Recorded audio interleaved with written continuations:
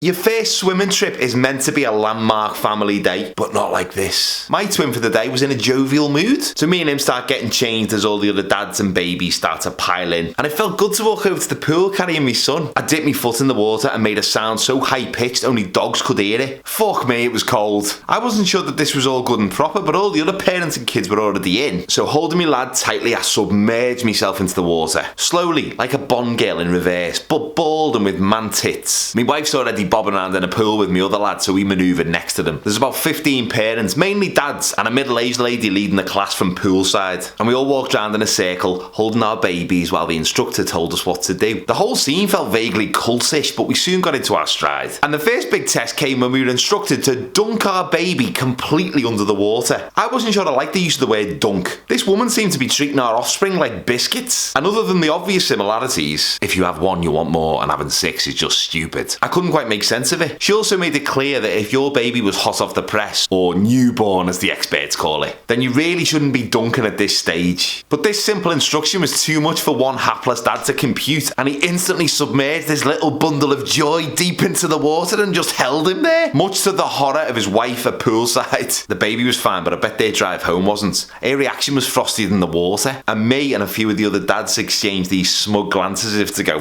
look at him, he doesn't know what he's doing. Not like us, we're in control, we're great. And maybe it was this smugness that caused fate to lace up her steel-capped boots and kick me squarely in the bollocks. Either way, in the next 20 seconds I learnt an important life lesson. When taking 6-month-old twins swimming, you must always select the one who's already had a massive dump. Because what happened next changed me considerably. As a dad, and as a man, it happened so suddenly. We were having a lovely time. I saw a few bubbles, there was bubbles everywhere, but there's always bubbles in water, right? Then I saw a piece of it. Then another.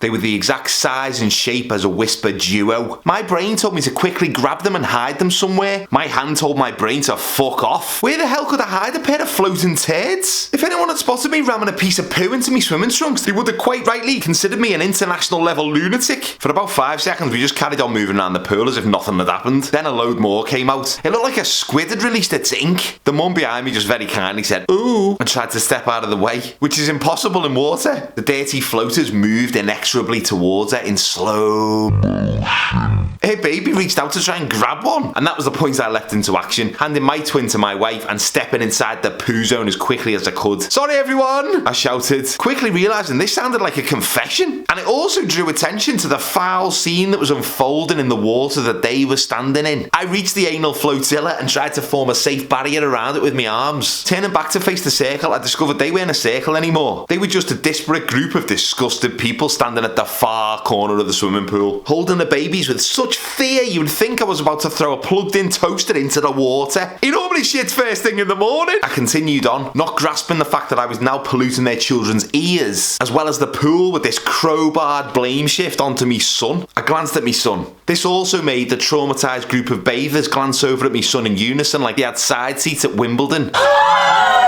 My wife was holding him at a safe distance with his back to the crowd. As they looked over, he slowly turned his head around like an incontinent horror movie villain.